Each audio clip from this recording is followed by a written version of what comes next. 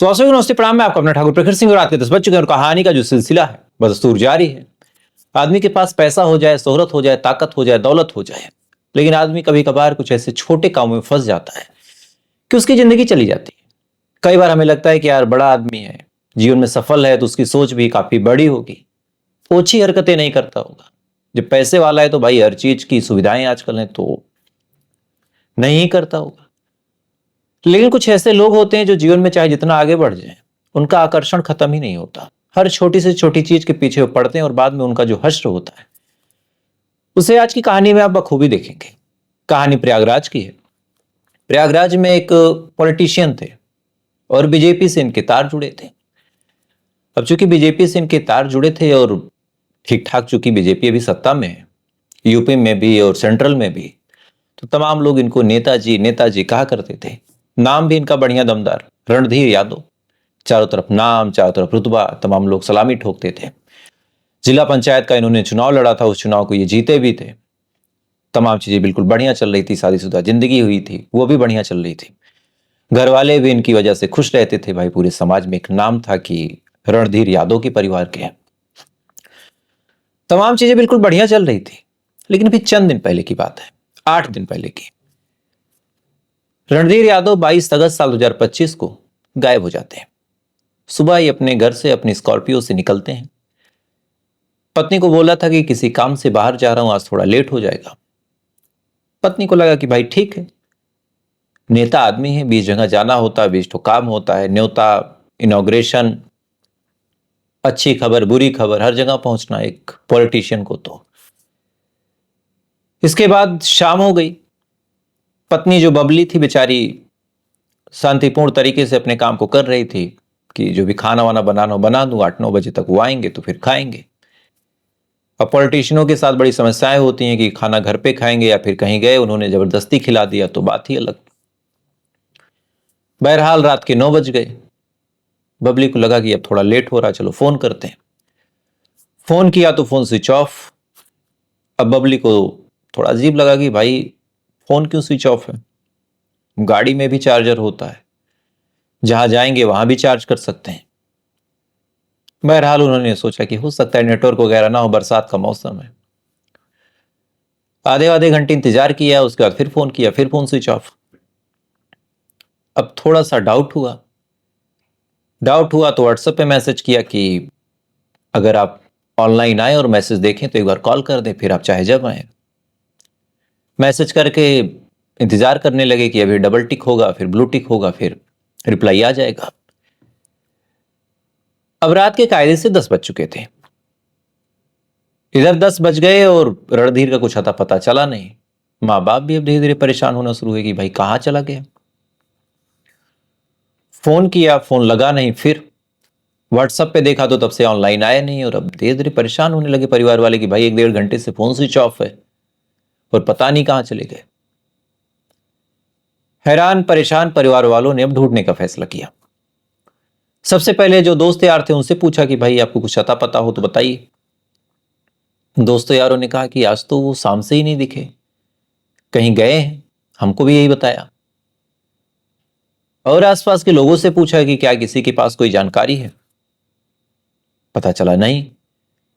जो इनका काम धाम था वहां पे भी जाके पता किया, फोन किया पत्नी ने, माँ बाप ने, वहां भी जवाब वही कि भाई कुछ पता नहीं है। अब पूरी रात परिवार वाले इधर उधर फोन करते रहे, पूरी रात इधर उधर तलाश करते रहे, लेकिन रणधीर यादव का कुछ अता पता चला नहीं। पूरी रात गुजर गई। जैसे जैसे अगला दिन आया परिवार वाले एकदम परेशान कि कहां चले गए। दुख के पहाड़ों के तले ये परिवार वाले दबने लगे। इसी दौरान जब सुबह हुई तो तमाम लोगों को जब पता चला तो तमाम शुभचिंतक भी आ गए। उन्होंने भी भाई आइडिया दिया कि काम करो, एफआईआर कर दो और मिसिंग कंप्लेन दर्ज करवा दो। इसके बाद पत्नी जो बबली यादव थी वो बेचारी भाग के पुलिस स्टेशन जाती है। जाने के बाद वहां पे कंप्लेन दर्ज करवाती हैं और बताती हैं कि साहब जो रणधीर यादव हैं वो गायब हैं। अब ये बात जब पुलिस वाले सुनते तो चूंकि एक आदमी जिला पंचायत था और रूलिंग पार्टी से उसका संबंध था तो पुलिस वाले भी जानते थे। उन्हें भी लगा कि यार वो गायब है कैसे। पूछा पूछने के बाद FIR फौरन दर्ज कर दी गई। उसके बाद पुलिस वाले खोजना चालू करते हैं। तमाम तरीके के लोगों से पूछताछ, जहां रणधीर यादव जाते थे, जिसके साथ काम करते थे, जहां वो कभी गए थे, उन तमाम जगहों पे पुलिस वाले अब तलाश कर रहे हैं। मन में एक ख्याल आया कि भाई बड़े आदमी थे, इस वजह से किसी ने इनका अपहरण कर लिया और अभी फिरौती के लिए फोन आता ही होगा। अब पुलिस वाले भी ये परसेप्शन बना लेते हैं, परिवार वालों को भी यही लगता है कि शायद किसी ने किडनैप कर लिया और अब आने वाले टाइम में भी फिरौती के लिए फोन आएगा और हमें फिरौती की रकम तैयार रखनी है। देखते देखते 24 तारीख बीत गई। 23 तारीख को FIR हुआ था। 23 तारीख को दिन भर पुलिस वाले इधर उधर करते रहे। 24 तारीख तक अपहरण के बारे में ख्याल आने लगा और 24 तारीख भी बीतने की कगार पे आ गई। इसी दौरान पुलिस वालों ने चूंकि इस मामले को बड़ी गंभीरता से लिया था, तो अपने तमाम गोड़े और तमाम तंत्र को भी खोल रखा था कि भाई कहीं से कोई जानकारी मिले तो फौरन बताओ। पुलिस ने अपने जब तंत्र का सहारा लिया तो फिर पता चला कि एक स्कॉर्पियो जो उसी नेम प्लेट और उसी रजिस्ट्रेशन के साथ है जो रणधीर यादव की थी, वो चित्रकूट में मिली है और चित्रकूट के जंगलों में। अब पुलिस वाले जब ये बात सुनते हैं, परिवार वाले ये बात सुनते हैं, तो सुनने के बाद सन्न रह जाते हैं कि एक आदमी जो अच्छा भला प्रतापगढ़ और प्रयागराज का है, उसकी स्कॉर्पियो चित्रकूट में मिल रही। स्कॉर्पियो मिल गई, स्कॉर्पियो में कोई खरोच तक नहीं और जंगल में मिली है, तो फिर मालिक कहां है इसका? हो ना हो जो मालिक है यानी जो रणधीर यादव है, उनको किसी ने किडनैप कर लिया और छुपा के चित्रकूट में रखा है। अब पुलिस वाले अपना सर्च ऑपरेशन चित्रकूट में चलाते हैं, कभी इधर कभी उधर, कभी वहां की पुलिस की मदद लेके, कभी किसी और तरीके से।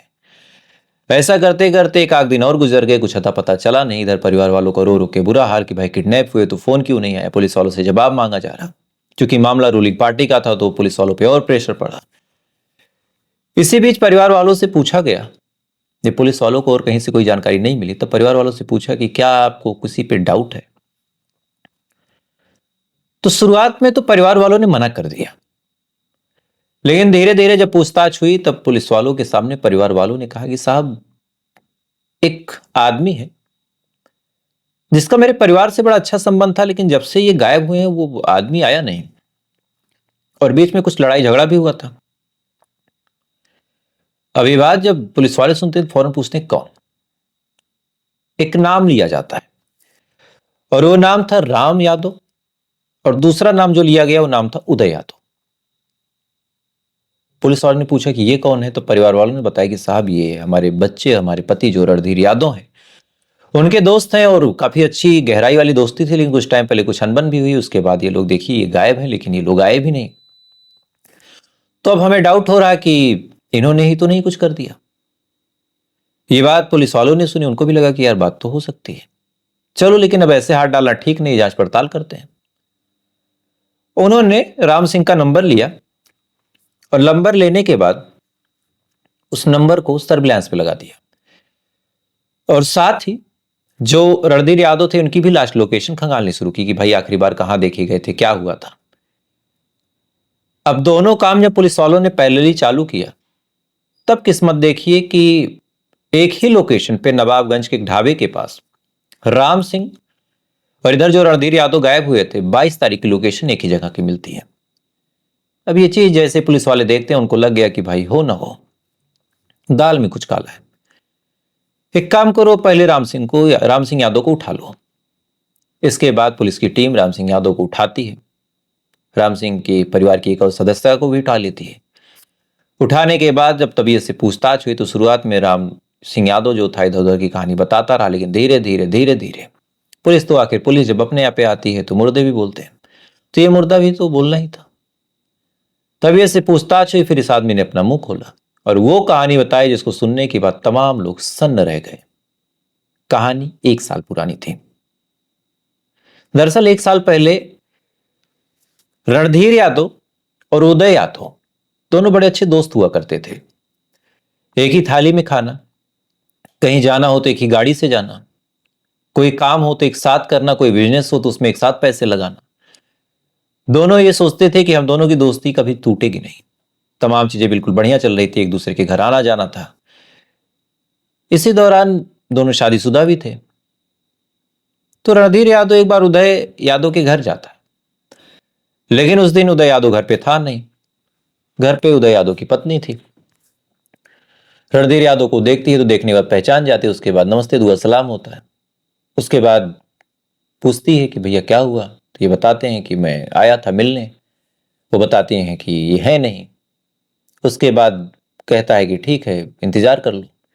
इसके बाद रणधीर यादव वहीं बैठ के इंतजार करने लगते हैं। जो पत्नी थी वो बातचीत शुरू कर देती है।